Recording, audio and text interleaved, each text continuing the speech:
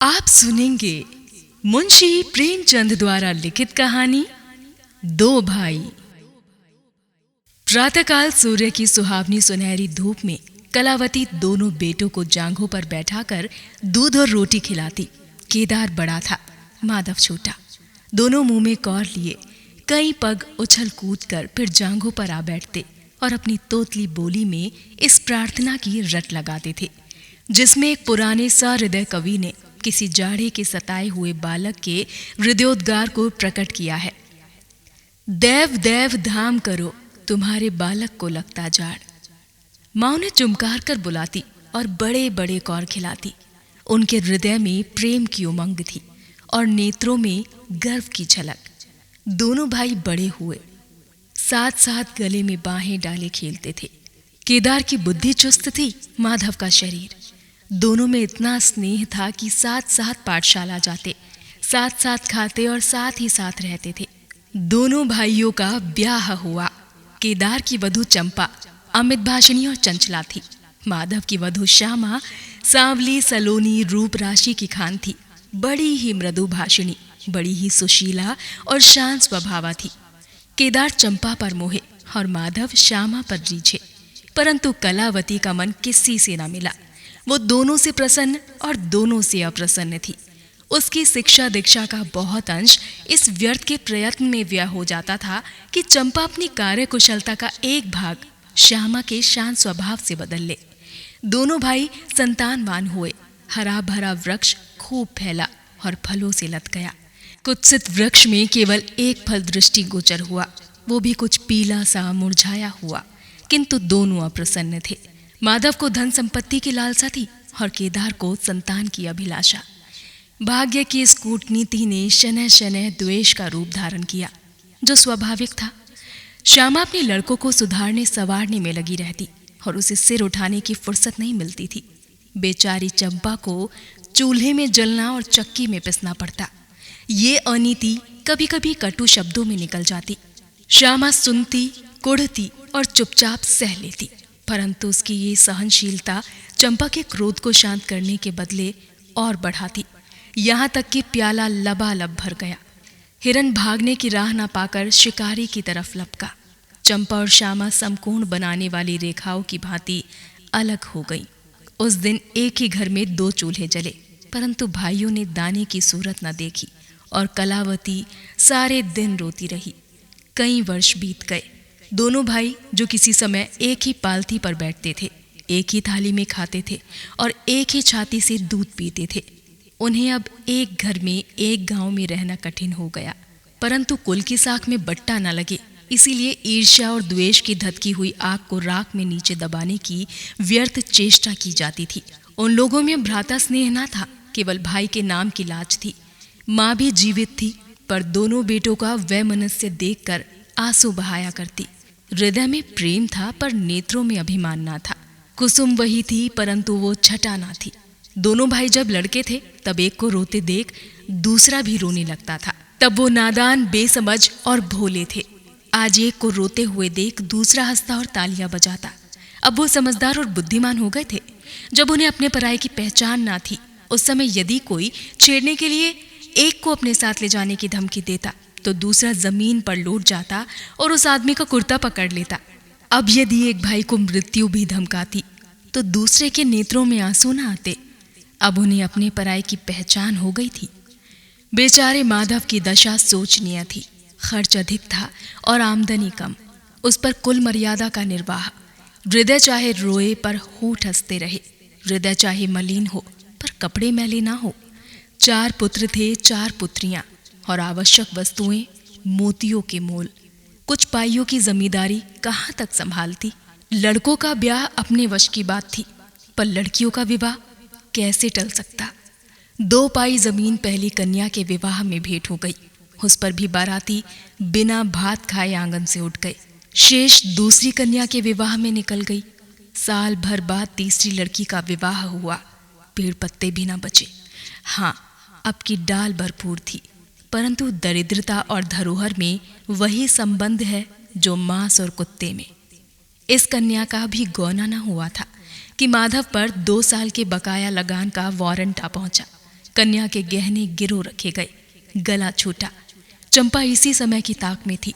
तुरंत नए नातेदारों को सूचना दी, तुम लोग बेसुध बैठे हो और यहाँ गहनों का सफाया हुआ जाता है।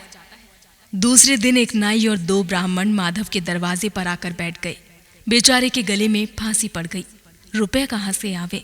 न जमीन, न जायदाद, न बाग, न बागीचा। रहा विश्वास, वो कभी का उठ चुका था। अब यदि कोई संपत्ति थी तो केवल वही 2 कोठरियां जिसमें उसने अपनी सारी आयु बिताई थी, और उनका कोई ग्राहक ना था। विलंब से नाक कटी जाती थी। विवश होकर केदार के पास आया और आंखों में आंसू भरकर बोला, भैया, इस समय मैं बड़े संकट में हूं, मेरी सहायता करो। केदार ने उत्तर दिया, मद्दू, आजकल मैं भी तंग हो रहा हूं, तुमसे सच कहता हूं। चंपा अधिकार पूर्ण स्वर से बोली, अरे तो क्या इनके लिए भी तंग हो रहे हैं? अलग भोजन करने से क्या इज्जत अलग हो जाएगी? केदार ने स्त्री की ओर कनखियों से ताक कर कहा, नहीं नहीं, मेरा ये प्रयोजन नहीं था। हाथ तंग है तो क्या, कोई ना कोई प्रबंध किया ही जाएगा। चंपा ने माधव से पूछा, 5-20 से कुछ ऊपर ही पर गहने रखे थे ना? माधव ने उत्तर दिया, हाँ, ब्याज सहित कोई 125 रुपए होते हैं। केदार रामायण पढ़ रहे थे, फिर पढ़ने में लग गए। चंपा ने तत्व की बातचीत शुरू की। रुपया बहुत है, हमारे पास होता तो कोई बात ना थी, परंतु हमें भी दूसरे से दिलाना पड़ेगा, और महाजन बिना कुछ लिखाए पढ़ाए रुपये देता नहीं। माधव ने सोचा, यदि मेरे पास कुछ लिखाने पढ़ाने को होता तो क्या और महाजन मर गए थे? तुम्हारे दरवाजे पर मैं आता ही क्यों? बोला, लिखने पढ़ने को मेरे पास है ही क्या? जो कुछ जगह जायदाद है वो यही घर है। केदार और चंपा ने एक दूसरे को मर्मभेदी नैनों से देखा और मन ही मन कहा, क्या सचमुच जीवन की प्यारी अभिलाषाएं पूरी होंगी? परंतु हृदय की ये उमंग मुंह तक आते आते गंभीर रूप धारण कर गई। चंपा बड़ी गंभीरता से बोली, घर पर तो कोई महाजन कदाचित ही रुपया दे, शहर हो तो कुछ किराया ही आवे, पर गंवई में तो कोई सेंत में रहने वाला भी नहीं, फिर साजे की चीज ठहरी। केदार डरे कि कहीं चंपा की कठोरता से खेल बिगड़ ना जाए।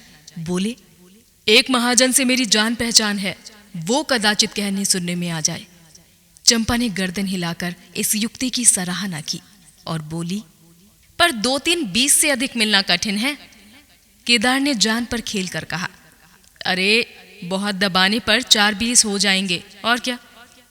अब की चंपा ने तीव्र दृष्टि से केदार को देखा और अनमनी सी होकर बोली, महाजन ऐसे अंधे नहीं होते।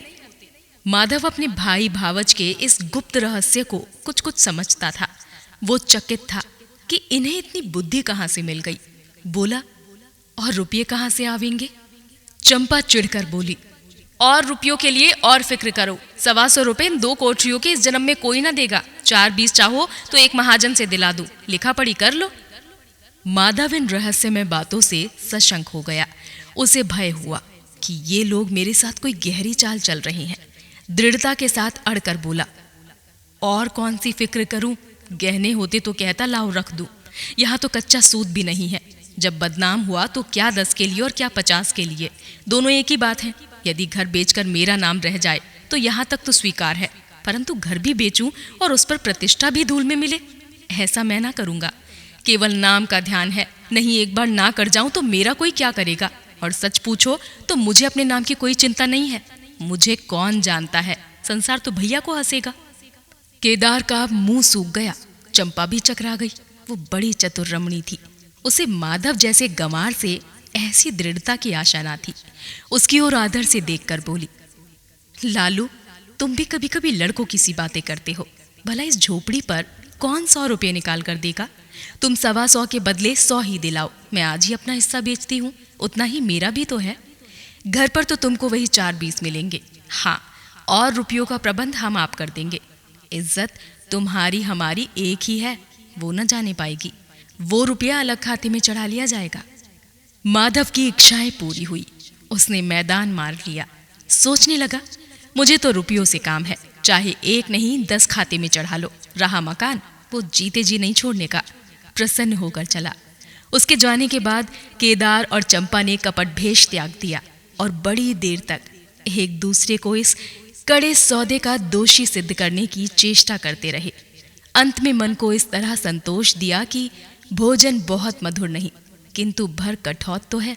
घर, हाँ, देखेंगे कि श्यामा रानी इस घर में कैसे राज करती है। केदार के दरवाजे पर 2 बैल खड़े हैं। इनमें कितनी संग शक्ति, कितनी मित्रता और कितना प्रेम है। दोनों एक ही जुए में चलते हैं, बस इनमें इतना ही नाता है। किंतु अभी कुछ दिन हुए जब इनमें से एक चंपा के मैके मंगनी गया था, तो दूसरे ने 3 दिन तक नाद में मुंह नहीं डाला। परंतु शोक, एक गोद के खेले भाई, एक छाती से दूध पीने वाले आज इतने बेगाने हो रहे हैं कि एक घर में रहना भी नहीं चाहते। प्रातःकाल था। केदार के द्वार पर गांव के मुखिया और नंबरदार विराजमान थे। मुंशी दाता दयाल अभिमान से 4 पाई पर बैठे रेहन का मसौदा तैयार करने में लगे थे। बार बार कलम बनाते और बार बार खत रखते, पर खत की शान न सुधरती थी। केदार का मुखारविंद विकसित था और चंपा फूली नहीं समाती थी। माधव कुमलाया और मलान था। मुखिया ने कहा, भाई ऐसा हित ना भाई ऐसा शत्रु। केदार ने छोटे भाई की लाज रख ली।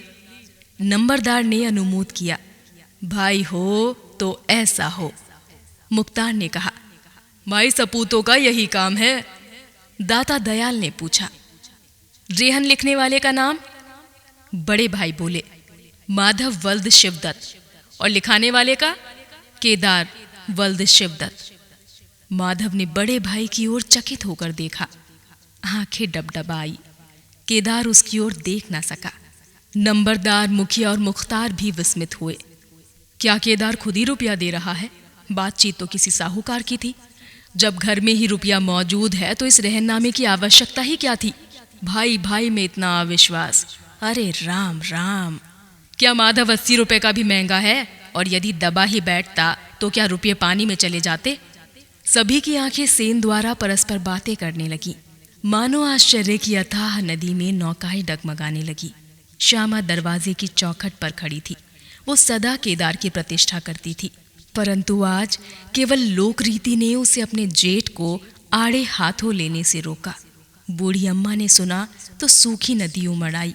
उसने एक बार आकाश की ओर देखा और माथा ठोक लिया।